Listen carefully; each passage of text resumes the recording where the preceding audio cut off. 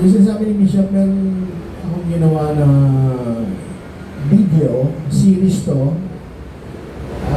Bali yung mga teachings ni Bishop John.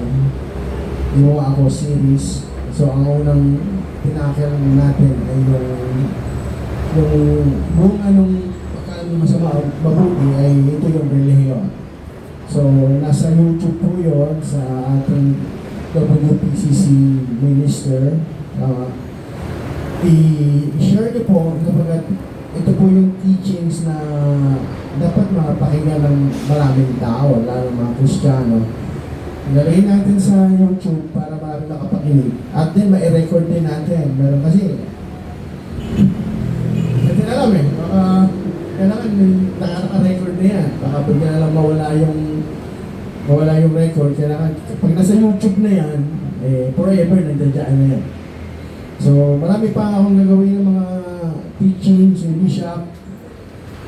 Hallelujah. Sino sa inyo ang nakasubscribe doon sa WPCC Minister? Taas ang kamay. So, marami pang hindi nakasubscribe. Yun po yung YouTube channel ng church natin. So, mag-subscribe po kayo. Then, panoorin nyo palagi yung mga video doon. Hindi lang panoorin, hindi i-share natin. Yun yung evangelism natin. Di ba? Kaya tayo nangangaluluwa sa mga inisip natin na dapat ibahagi yung magandang balita. So ito, meron tayong turo na very unique. Kailangan natin i-share. Kasi amen. Alam po siya po yung tax.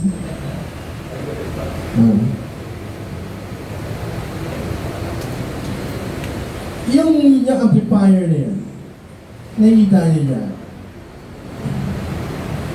Merong left and right dyan. Merong control dyan na paaning control. Left and right. Kung pinaka-center nun, zero yun . Zero. Pag pinihit mo sa kaliwa, left yun . Lalakas yung left channel. Kaya lang hihina yung right channel. Yung panin dyan sa mixer na yan. Kasi pinihit mo siya sa kaliwa . So lalakas yung left channel, yung right channel, hihina.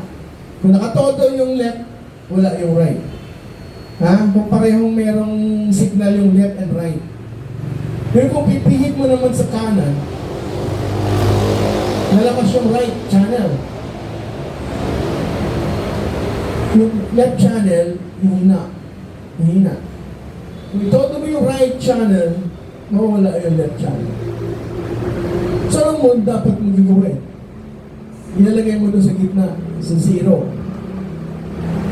Para natutunan yung left channel, right channel, present sila, mapapakinggan mo pareho, balance . Ganun tayo sa simbahan . Dito sa church . Meron tayong pagsasamba, pananalangin, pananampalataya, meron tayong pagbabasa ng Biblia, meron tayong pagkinig na salita ng Diyos. Pero hindi tayo nagpapakulong doon sa Biblia. Sinabi ko hindi naman kailangan sundin yung Biblia. Kapag pag sinunod mo yan, makukulong ka dyan. Yan ang gagawin mo sa Biblia. Matuto ka lang dyan. Basahin mo, mayroon kang matutunan dyan . Hindi yung maintindihan siguro basta-basta yun . Pero ang Biblia, binigay sa atin para matuto tayo. Hindi para sundin. Nagpakamatay si Judas . Susundin ba natin yun? Nag-asawa si Solomon ng... ilan ba asawa ni Solomon? Haring Solomon? Ilan? 1,000. Ilan yung kape? 700. Susundin ba natin yun?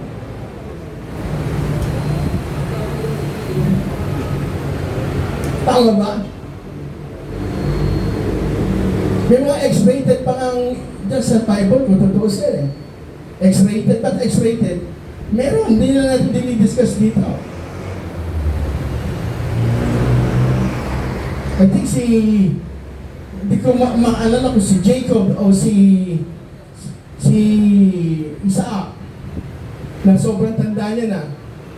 Anong ginawa nung kanya anak para mabuhay, para tumagal siya magkaroon ng init? Tumabi yung anak niya sa kanya eh. Nasa Bible yun, so sundin pa natin yun.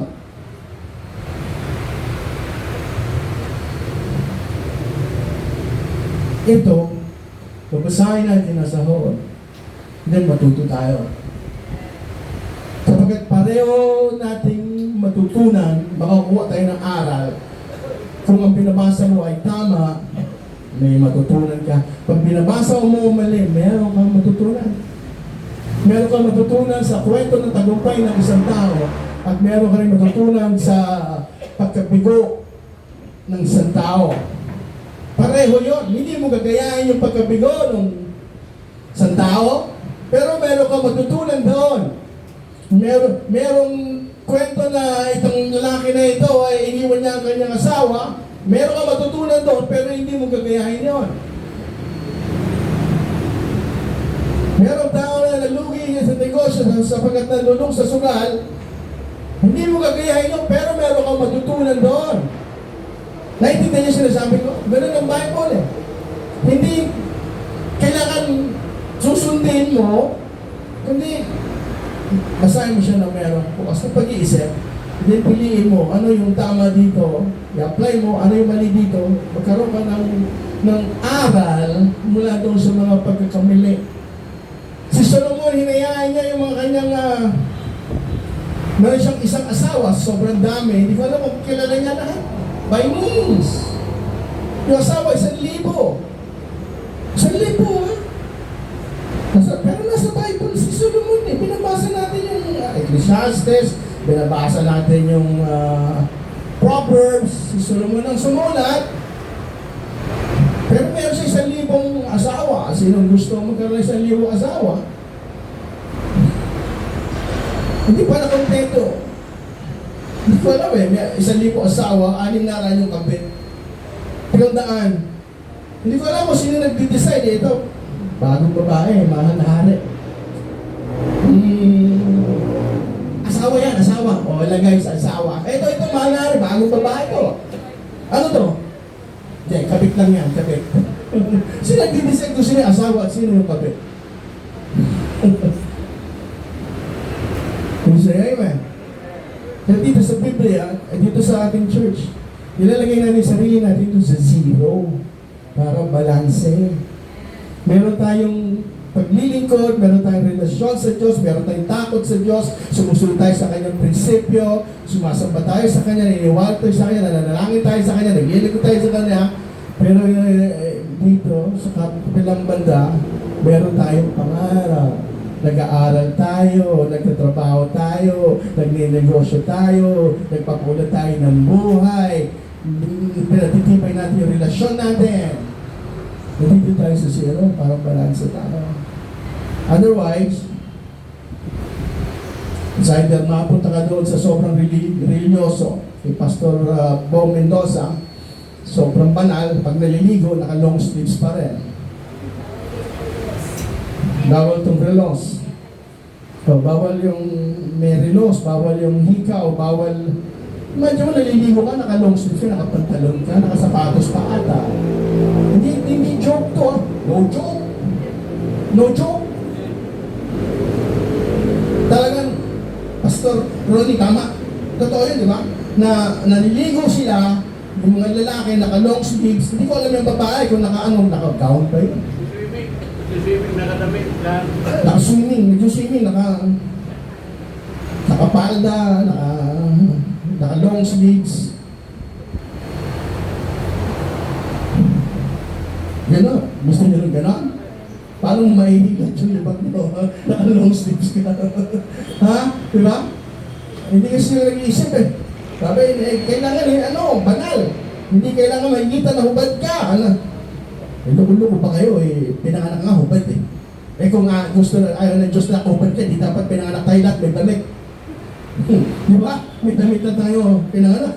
Hindi, nakahubad nga tayo eh. Sabi pinanganak kang hubad, mamatay kang hubad eh. Sa danat sa Eva ka, wala nga damit yun eh. Di ba, ginawa walang damit. Nakahubad eh. Di dapat, kung gusto ng Diyos na hindi nakahubad, may damit na sila. Naka-Gucci na yun. Hindi. God eh. You say amen. Let's clap our hands to our God. Sa kasalanan natin yun, mga kapatid ko. Mas gusto ko. Uwi, ano pala dapat tayo eh. Sa kasalanan na kaya tayo. Hallelujah. Sa Matthew chapter 4, panoorin niyo yung mga kapatid dahil yung bunga ng pinagbabawal na bunga yung religion. Chapter 4. Yan, salamat sa Diyos nga dahil kagabi, start ng hapon, naluto kami sa Marriott Hotel at tumanggap si Grace ng parang laki po yun, parang trophy na din no? Laki. At siya yung i-deliver ng kanyang speech. Pagkatapos, si Jesus ay dinala ng Espiritu sa ilang upang tuksuin ng Diablo. Siya ay nag-ayuno sa loob ng 40 araw at 40 gabi, kaya siya ay nagutom. Dumating ang Diablo at sinabi sa kanya, kung ikaw ang anak ng Diyos, gawin mo nga tinapay ang mga batong ito.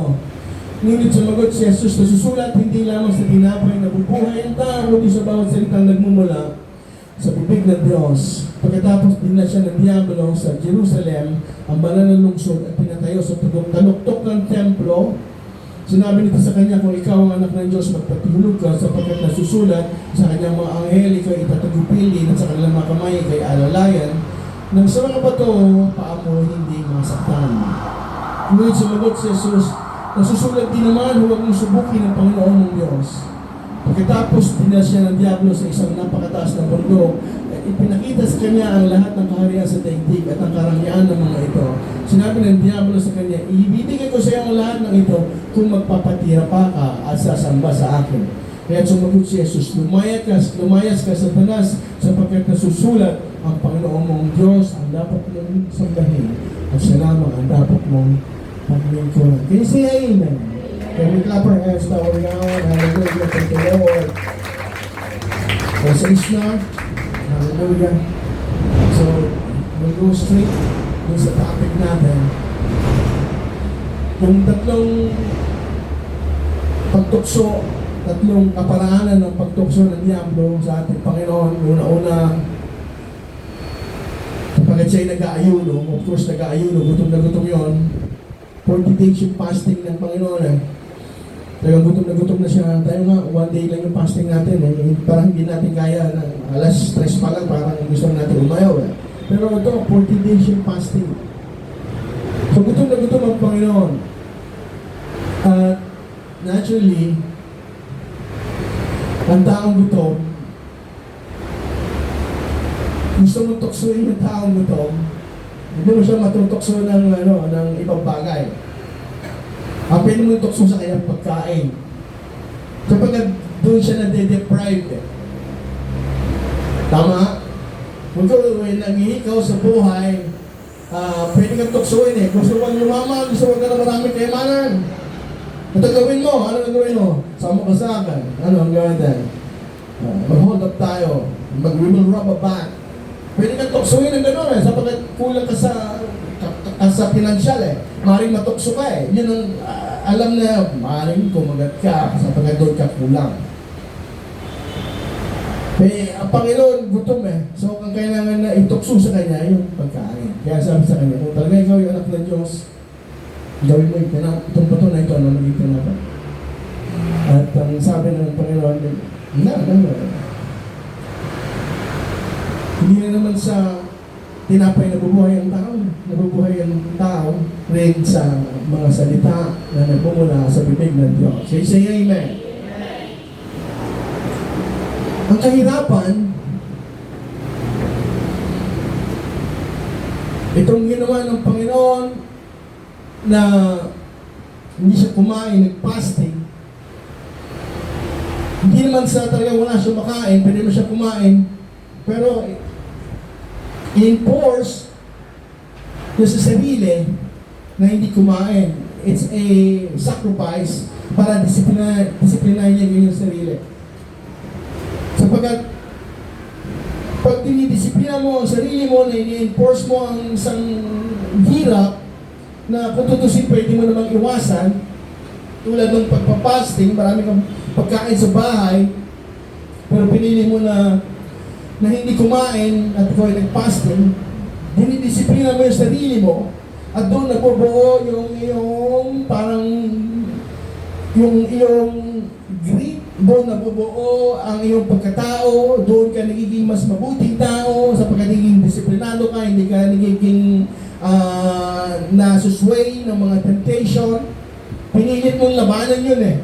So nabibuild ngayon yung character mo, nagiging mas mabuti kang tao, disiplinado kang tao, doon nabibuild yun.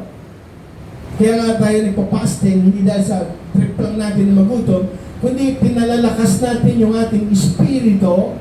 Hindi naman to yung sinasabing pinalalakas ng espiritu, lalakas yung kapangyarihan mo. Of course, kasali yun na kaya mo magpalayas ng demonyo, kaya mong pray at gagaling ang mga may karamdaman. Pero ibig sabihin din, yung lalakas ng espiritu, yung pagkatao mo, yung pinaka-essence natin, yung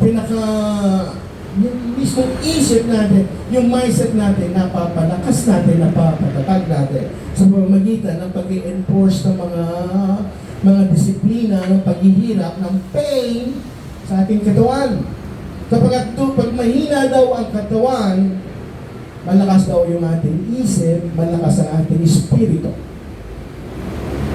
Sabi ng Bible yun.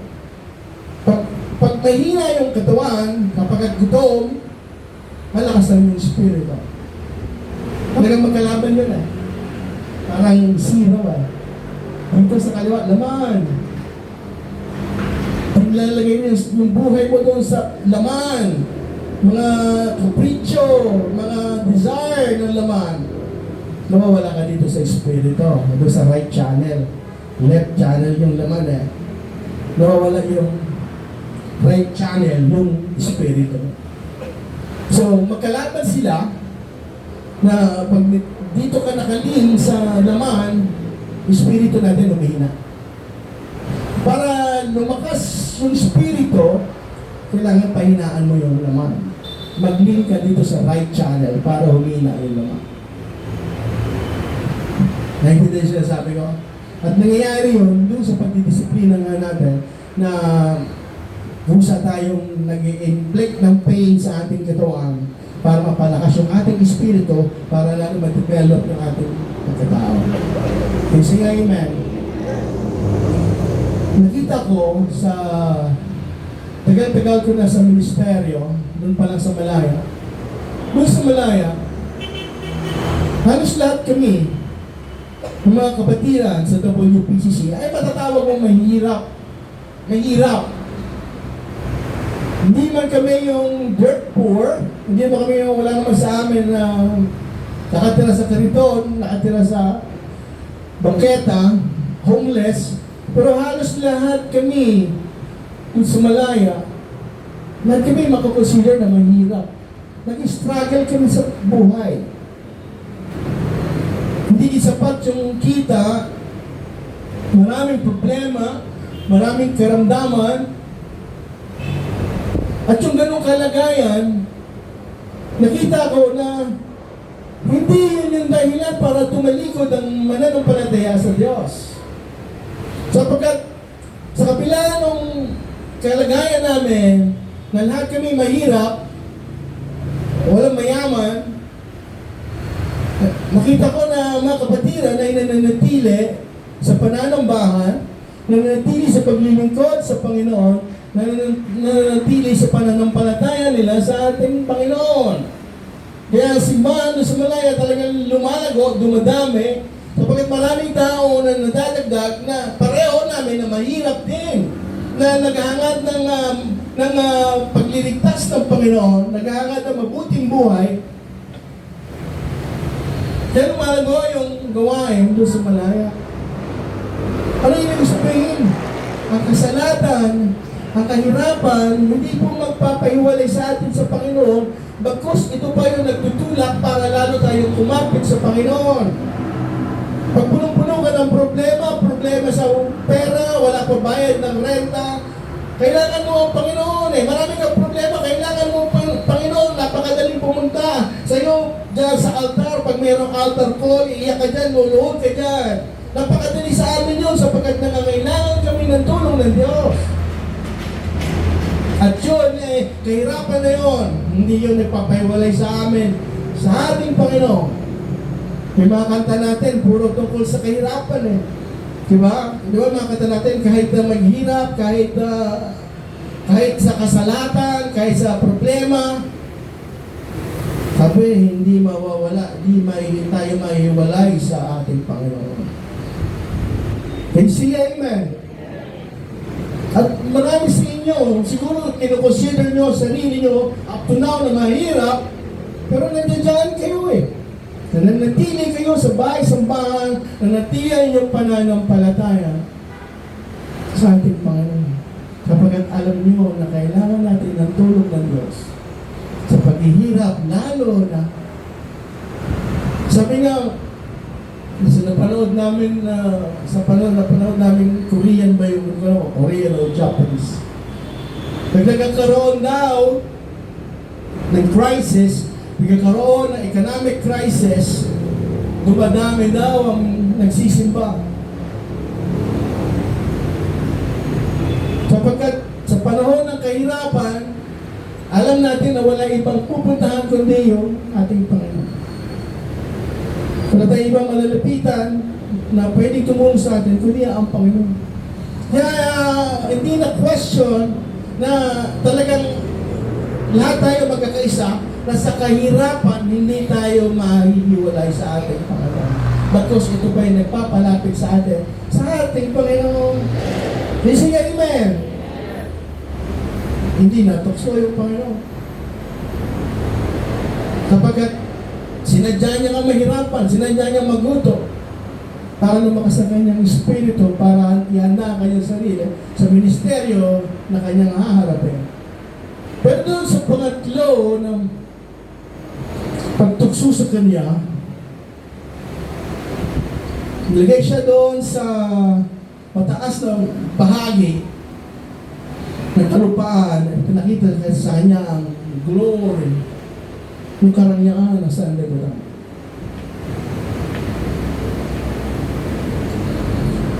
At sabi sa kanya, Nicolas, kita mo yan, lahat ng kayamanan dyan, ang karangyaan na saan ba? Ibibigay ko yan sa'yo, basta sumamba ka lamang sa angkot. You say amen. Nasa panahon tayo ng mga buhay natin ngayon, marami sa atin hindi na matatawag na mahirap. Hindi katulad ng panahon namin doon sa Malaya, lahat kami mahirap. Talagang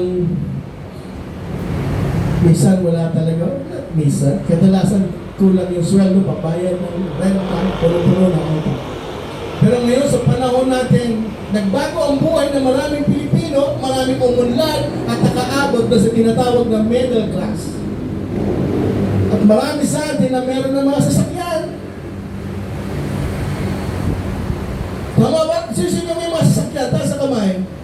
Lahat, 4-wheel, 3-wheel, 2-wheel, taas ang kamay. Huwag kumahiya, hindi naman tayo nagkano rito, nagpapayabang. Sino sa inyo mayroong 4-wheel, 3-wheel, 2-wheel, o merong 10-wheeler bang sa inyo? Wala. Taas ang kamay. Taas ang kamay. Lahat. Huwag kayo mahiya. Wala lang ano. Hindi ako lang. Taas ang kamay. Yung, kahit na yung electric bike, taas ang kamay. Ayun, man. Sa Malaya, wala kami. Ganoon. Wala akong matandaan na kapatiran na kung meron ng pailan-ilan na mayroong motor, lalo na yung electric bike na yan, walang ganyan, lalo na wala may kotse. Pero ngayon sa panahon natin, napakadali magkaroon ng kotse, napakadali magkaroon ng electric bike, e-trike, madaling magkaroon ng motor, madaling gusto mag-travel, international, madali, kayang-kaya. Gusto mag-staycation, kayang-kaya. Gusto mag-Starbucks, kayang-kaya. Gusto mo kumain, magkape sa hotel, kayang-kaya. Gusto mag-birthday sa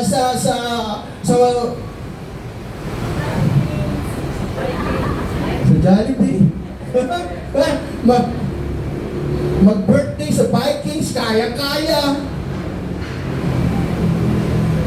Maganda na yung buhay natin ngayon. Hindi na tayo mahirap. In fact, hindi po third world country ang Pilipinas. Nakaraan, third world tayo. Ang tawag sa atin ngayon, developing country. Huwag yung tawagin na third world tayo sapagkat mayaman na po ang bansa na ito. Yung mga malls natin dyan sa ibang bansa, wala yan. Kahit sa Europe, wala sila ngayong kagagandang mall. Mas magaganda yung mall natin kaysa sa ibang bansa, sa Amerika, sa Europa. Mas maganda yung mga malls natin. Yung mga gamit natin, comparable na doon sa gamit ng mga ibang tao sa ibang bansa. Yung mga damit natin, magaganda na rin. Sabihin, nakarating na tayo sa antas na ang buhay natin sa Pilipinas, ay masasabi natin maganda na. Pwede na mag-travel. Hong Kong, Singapore, Thailand, Malaysia, Korea, Japan, Amerika. Kayang-kaya na natin yan eh. Pwede nang bumili ng motor sapagkat kaya, affordable. Ito yung problema natin. Sapagkat hindi tayo kayang hilahin ng tukso palayo sa Panginoon kung ang pagsubok ay kahirapan. Sapagkat alam natin ang kahirapan, hindi nagpapahiwalay sa atin sa Panginoon, lalo tayong lumalapit sa Panginoon sa kahirapan. Pero sa panahon natin ngayon, yung kaginhawaan na nararanasan natin, yun mismo ang nagpapahiwalay sa atin ngayon sa Panginoon. Nasaan yung mga kapatid natin? Nasaan yung mga anak nyo?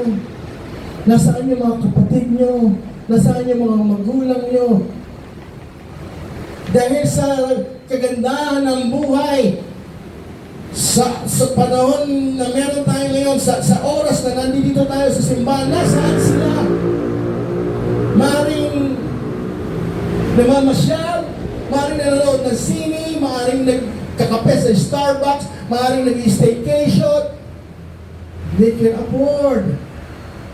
Kaya yung karangyaan na yun yung nagdudulot para hindi na sila pumunta dito sa bahay-sambahan at isipin nila na hindi na nila kailangan ang Diyos. Ang kayamanan talaga ang pinakamalaking tukso. Can you say amen? Kapag kung maginhawa na ang buhay mo parang sabihin mo, ito na kailangan ng Diyos. Meron akong sasakyan, pwede akong mag-travel, pwede akong mag-staycation, pwede akong mag-Starbucks, pwede akong pumunta saan ko gusto. Wala ka ng problema eh. Saan pa mong kakailanganin ng Diyos? Yun ang kanilang isip. Sapagkat sila ay nadala ng tukso, sapagkat tinukso sila ng demonyo, at sinabi sa kanila, yung mga kayamanan na yan, yung karangyaan na nakikita mo sa sanlibutan, ibibigay ko sa iyo yan. Ang gagawin mo lang, kalimutan mo ang relasyon mo sa Diyos. Kalimutan mo na yung pananampalataya mo sa Diyos. Kalimutan mo na yung pagsisimba mo. Kalimutan mo yung pananalangin mo sapagkat sapat-sapat ka na. Kaya mo naman mag-isa, hindi mo na kailangan ng Diyos sapagkat marangyan ang iyong buhay. Yun po yung tukso na dumating sa mga kapatid natin sa ibang tao, kaya sila wala dito sa lugar na ito. Kapag iniisip na, hindi na nila kailangan ang Diyos. Hanggang dumating yung trahedya sa buhay nila. Bakit? Pinagpapala naman tayo ng Panginoon. Bakit ayaw natin umalis sa bahay-sambahan? Bakit ayaw natin tanggalin yung ating pagtitiwala sa Panginoon? Marami sa ating pinagpaanan, pero nananatili tayo dito nagsisimba, naglilingkod sa Panginoon. Bakit tayo nananatili? Yung pananampalataya natin sa Panginoon. Sapagkat ayaw natin, darating yung time, talagang tatawag ka sa pangalan ng Diyos. Kundi sana, kung sigurado kang hindi na darating yung time na tatawag ka sa pangalan ng Diyos dahil sa humingi ka ng tulong. Kaso hindi, siguradong hindi mangyayari yun. Darating talaga sa buhay ng bawat isa sa atin. Natatawag at tatawag tayo sa pangalan ng Diyos at kailangan natin ng kanyang tulong. Pag dumating na ang trahedya sa iyong buhay, pag nagkaroon ka na ng sakit na malubha, walang taong hindi tumatawag sa pangalan ng Diyos.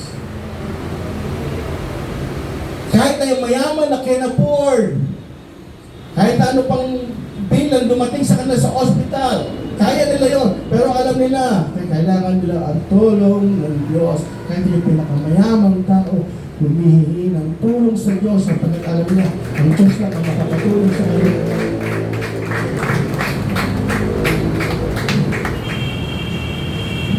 Ito ngayon yung problema natin. Hindi naman talaga kasamaan na kalaban ngayon ng simbahan. Hindi naman talaga ang bisyo ang kalaban ng simbahan ngayon. Ang kalaban ngayon ng simbahan, yung karangyaan na nararasan yung technology na meron tayo, yung Facebook na nandiyan, yung YouTube na nandiyan, yung TikTok na nandiyan. Yan ngayon ang kalaban ng Diyos. Sapagkat dahil sa mga bagay na iyan, maraming mga tao, maging ang mananampalataya, nanlalamig. Sapagkat nadala na sila doon sa mga bagay na doon na sila nakapokus sa TikTok, doon na sila nakapokus sa Facebook, sa YouTube. Nakalimutan na nila ang Panginoon. Until dumating yung time na lahat ng bagay sa buhay mo ay wala ng halaga. Kasi amen. Pag may matindi kang sakit, lahat ng bagay sa buhay mo, walang halaga. Yung pangarap mo, plano mo, wala ng halaga. Yung itsura mo, wala ng halaga. Yung masyado kang banidoso, masyado kang sa mukha mo, sa katawan mo, pag may sakit ka, wala ng halaga. Kita mo ang tao may sakit, yung itsura niya, wala na. Mukha na siyang kawawa. Wala nang halaga yung itsura, ang kagandahan. Sapagkat wala na halaga sapagkat ang meron ngayon sa iyo ay yung pinto ng kamatayan kumakatok na sa buhay mo. Wala nang halaga ang lahat ng bagay. Kaya kung matalino tayo, kahirapan, hindi natin problema yun. Naranasan na natin yun. Nataanan na natin yun. Pero yung kayamanan, yung karangyaan, yan po yung bantayan natin. Kung meron man sa inyo, yung people, kung dumating yan tayo na naging matagumpay mo, dapat lang na kayo maglingkod sa Panginoon. Sapagkat yung biyaya na yun ay galing sa Diyos.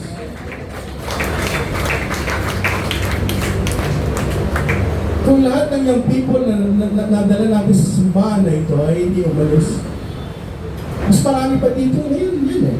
Kasi pag nagkakaroon kami ng sports fest eh, mas marami pa dito, nakakailang team pa ng basketball na nabubuo eh. Mas marami pa sa atin. Pero nasaan sila?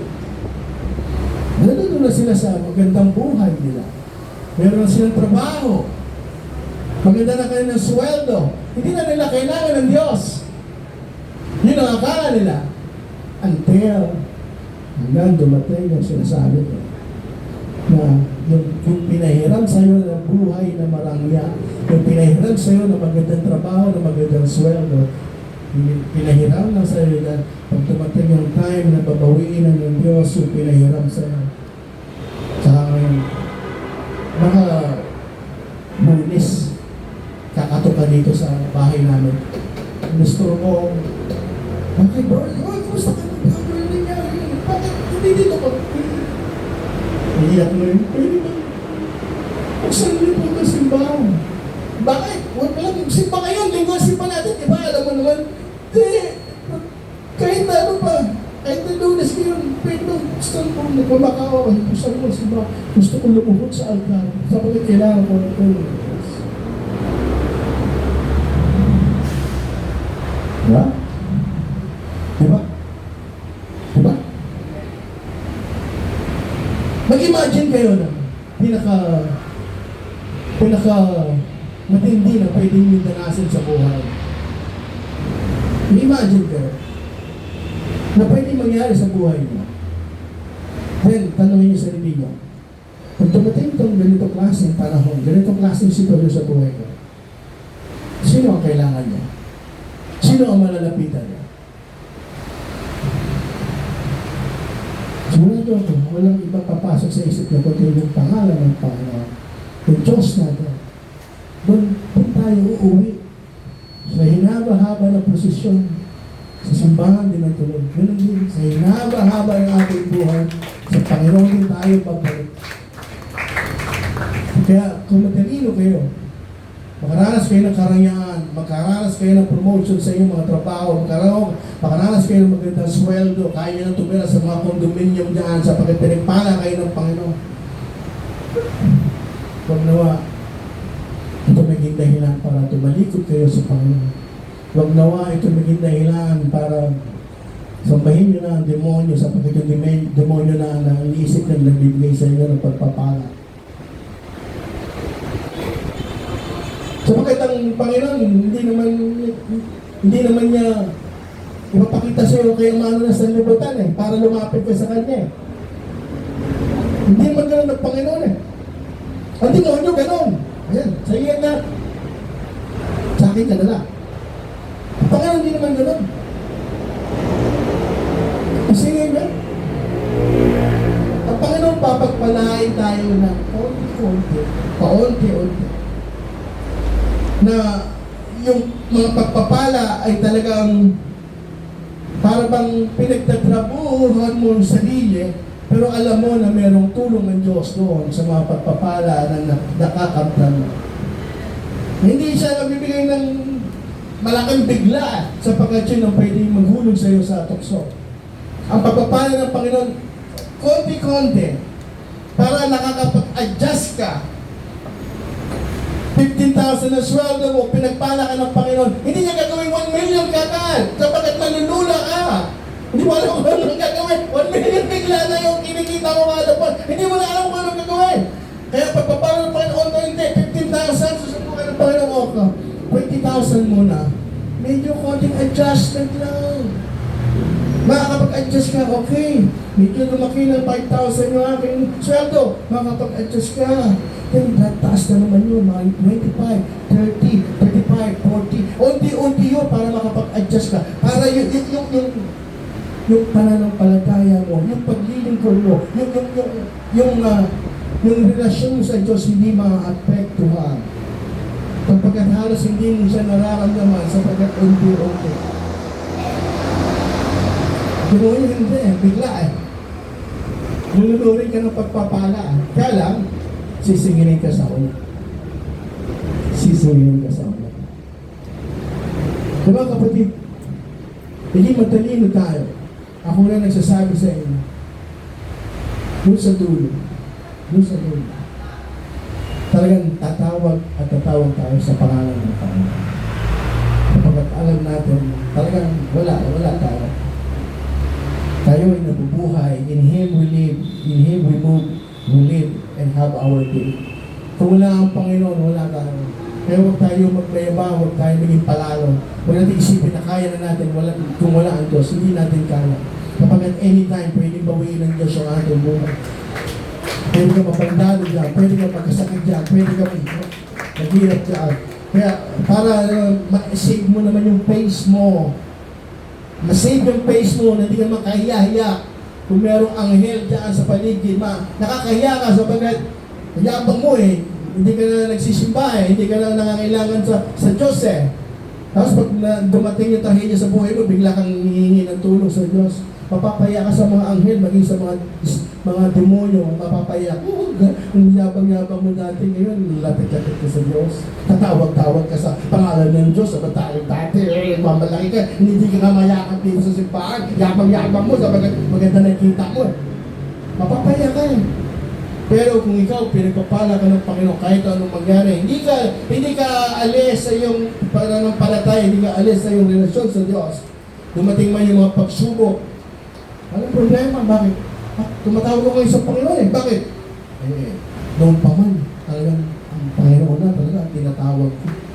buong buhay natin, alam natin na tumatawag tayo sa pangalan ng Panginoon. Kung dumating man yung mga problema, mga matitinding pagsubok, pag tumawag tayo sa Panginoon, sa pangalan ng Panginoon, walang problema sapagkat yun na yung lagi natin ginagawa. Hindi tayo mapapahiya, hindi tayo tawag ng alas kahin ng mga spirito na tututsay tayo. Amen? Natitin yung sinasabi ko? Kung nakakaya, yabang-yabang mo eh. Tapos, nung naghihirap ka, bigla kang, di ba? Parang nito eh. Hindi mo pinapasin, James eh. Tingin mo na sa akin, wala eh. Sabihin, wala kang pakialam sa akin eh. Kasi maganda yung trabaho mo eh. Pero nang dumating ang trail niya sa buhay mo, wala lalapit kayo sa akin. Dito po, pwede mo. Naka-open, wala pa ng pera. Doon, may karapatan ako sabihin sa iyo. Gusto mo na doon mo sa akin lumapit. Hindi mo ako pinapasit dati eh. Hindi mo nga nilalike yung post ko eh. Ha?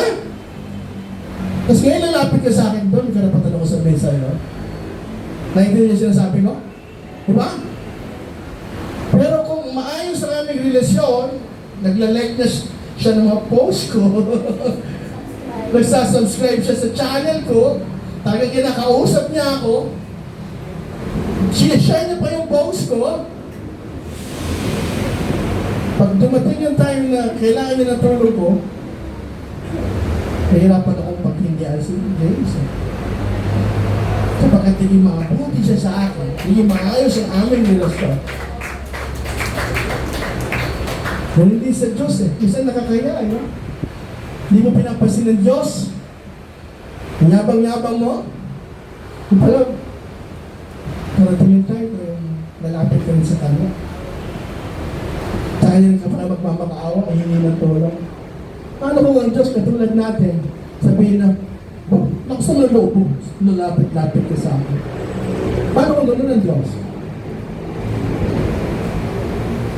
You say amen? Mga kapatid, disiplinahin natin ating sarili. Kailangan natin disiplina sapagkat matindi ang tukso. Matindi ang tukso. Ito yung tukso, yung karangyaan na dinadalas natin. Disiplinahin natin ating sarili na ipipilitin natin ang ating katawan, ang ating sarili, ang ating buhay na every Sunday dapat nandito tayo sa bahay. Kahit na anong nangyari, bumaman, dumating ang karangyaan, ang kayamanan, dito tayo pupunta. Alas 4 tuwing linggo tayo ay sasamba rito. Tayo ay magkakaroon ng fellowship dito. Magpapatuloy ang ating relasyon sa Diyos. Magpapatuloy ang ating pananampalataya sa Kanya. Magpapatuloy ang pagsamba natin sa Kanya. Sapagkat siya ay karapat-dapat. Kung sa amen, let's all stand. Hallelujah. Hallelujah. Was the Word, and the Word was with God. And the Word was God. The same was in the beginning with God. All things were made by Him, and without Him was not anything made that was made. All things were made by Him. All things were made by Him.